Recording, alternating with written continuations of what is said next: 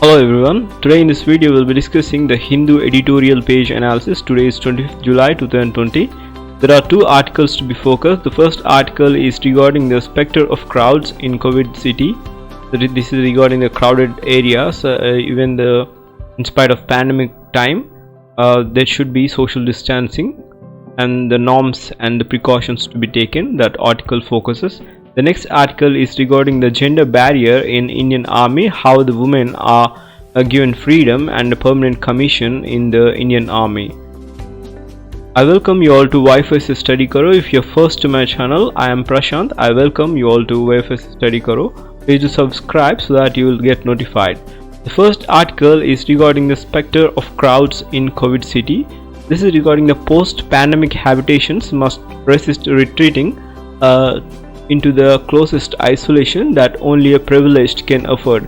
The distancing, isolation and thinking out of public spaces in Indian cities have offered up a new pastoral landscape of the delight for urban dwellers with a clean air, summer blooms and assorted wildlife in the street. This quiet and overlooked cities during the lockdown was celebrated as a gift of the pandemic, and also some of the fuel-saving work-from-home arrangements, cost-saving virtual meetings and spare social gatherings are seen as a new offerings in the urban inhabitation. Their key attributes is that agglomeration, density and crowds have long been definitional attributes to the urban. Regarding the urbanization is premised on the scale of economies that the urban agglomeration that offer efforts, but the transformative social effect of the urban density have also been long acknowledged. It is a close-knit dynamic constellation of human non-human bodies offer ideal grounds for the spread of virus, but also facilitate other diffusions. Urban mixing have also helped to dissolve and remark categories of caste and gender. They have also enabled social economic mobility, widen horizons of possibility and allowed historically discriminated groups to forego new identities, claim a public resources and also take risk and assert rights. The unpredictability and possibility contained in the motley urban communions make for the cityness of the crowds. The pandemic had also stigmatized social density, recalling the Dickensian specters of the overcrowding, contagion and disorder. The crowding in the markets, mosques or the transport hubs were repeatedly highlighted as irresponsible and threatening to the health of national body. As the infection number rose steeply in some parts of the states, that is Mumbai, Chennai and Delhi, from the April, COVID-19 hotspots mapped onto thickly populated zones of these cities, and a congestion was signaled out as a major transformative social effect of urban density have also been long acknowledged. Cities as a close-knit dynamic constellations of human and non-human bodies offer ideal grounds for spread of virus but also facilitate other diffusion. Urban mixings have helped to dissolve or remark categories of caste and gender. They have also enabled socio-economic mobility, widen horizons of possibility and allowed historically discriminated groups to forego new identities, claim public resources, take risk and assert the rights. The unpredictability of possibility is mostly urban communions make a cityness of the crowds. This pandemic has also stigmatized social density because of the crowding in market and masks for the transport hubs were repeatedly highlighted as irresponsible and threatening to the health of nation body. But in the congested lanes with around 150 square feet houses, everyday inactivities of cooking, washing, sleeping occur in a spillover spaces outside the home. In these liminal spaces, exchange of information, food, labor, contacts build a scaffolding of survival for marginalized urban residents. Daily arbitrations with unfriendly and friendly bodies, strangers, migrants, stray dogs and landlords create a matrix of relation that they transform a housing colony into a neighborhood because this monthly long nationwide lockdown of Indian cities have seen spontaneous and repeated outbreaks of crowds, large and small, sparked by the panic, hunger, anger and by orchestrated celebrations of national unity. These suggest an regarding the crowd in the city. They suggest irrepressibility in the crowd of the city. Explaining the crowding in India, the chronic scarcity often induced by lopsided resources distribution induces a repertoire of the techniques such as to jostle, to push, the rush to reach the counter before the rations or tickets run out. This is regarding the crowding in India. The inhabiting the Indian city means learning to anticipate and participate in a crush of bodies presenting in trains and buses, clinging to the doorways as they spread along. Secondly, for the protest, the city is staging ground for the protesting crowds, bringing diverse discontents from far afield, as in a Jallikattu protest in January 2017. The third is regarding the ritual or celebratory gatherings such as funerals and temple festivals regularly take over city streets, sidelining traffic for the public assertion of communal emotions. If scarcity, protest and celebration are catalyzing conditions for the crowd, Indian pandemic governance powerfully triggered each other its long and stringent lockdown, and scarcity-induced panic buying crowds sprang up everywhere in Tamil Nadu Chennai wholesale market complex, and sending trails of infections across the state throughout the truckers, loaders and the vendors that converged their daily activities. Cities authorized have failed to anticipate and provide for the inevitable congregations at large metropolitan markets that generates livelihood for the far-flung catchment of the cultivators, traders and manual workers. Propane sites for the public celebration also surfaced repeatedly, from the clanging of utensils on the streets during the Prime Minister's Janata curfew in March to masses of devotees gathering around Odisha's Jagannath temple in June. The distress for the migrants is protesting crowds repeatedly broke the city curfew. The most pronounced legacy of India's lockdown is explosion into public visibility of lakhs of interstate migrant workers hitherto hidden inside the urban machinery.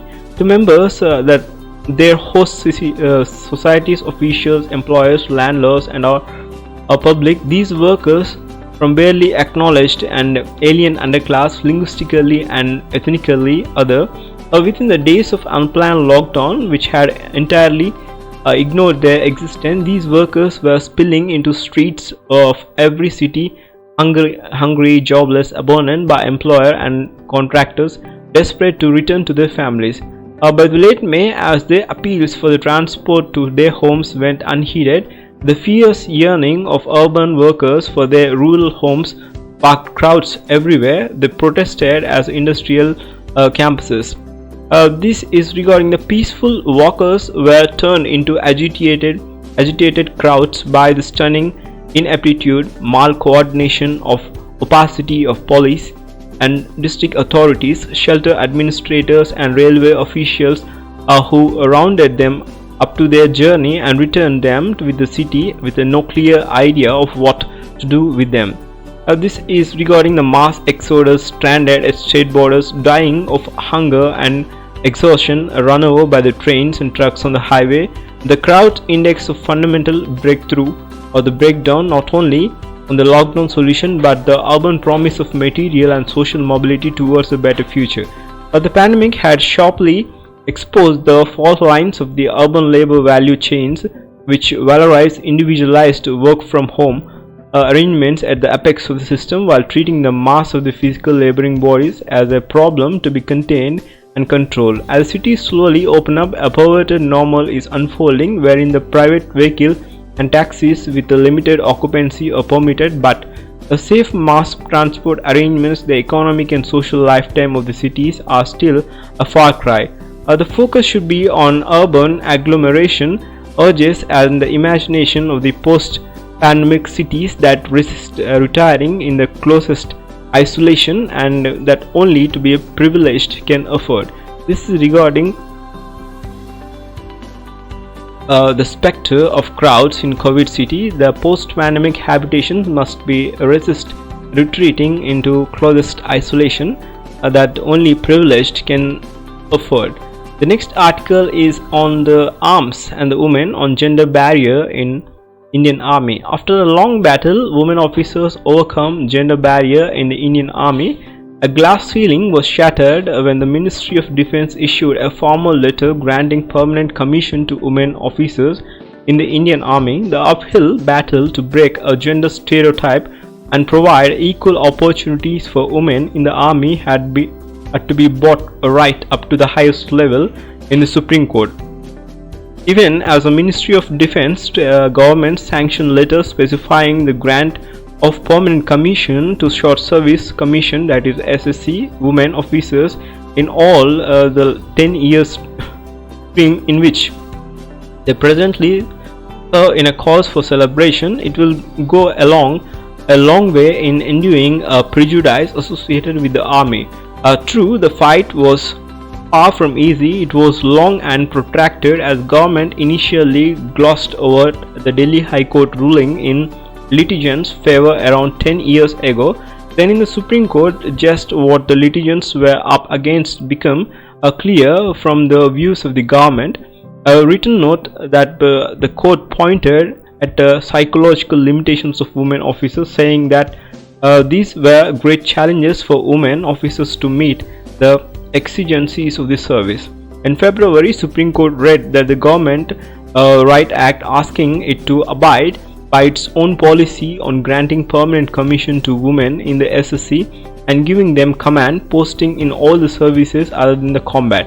The misogyny was called out in a 54-page of judgment. The Supreme Court noted that the women officers of Indian Army had brought laurels to the fore. The time has come for the realization that women officers in the army are not adjuncts to the male-dominated establishment whose presence must be tolerated within the narrow confines, it said in the earlier. But the army is often seen to preserve of the men, but enough women have fought heroic battle but to burst the myth of Rani of Jhansi in the past.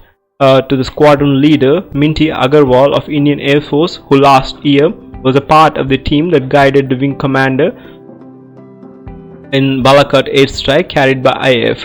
So the irony is that the 40,825 officers serving in army, a mere of 1,653 are women. As the top court noted, the overall percentage of women at all levels of the armed forces need to be increased to assure the change in a regressive mindset which mirrors society.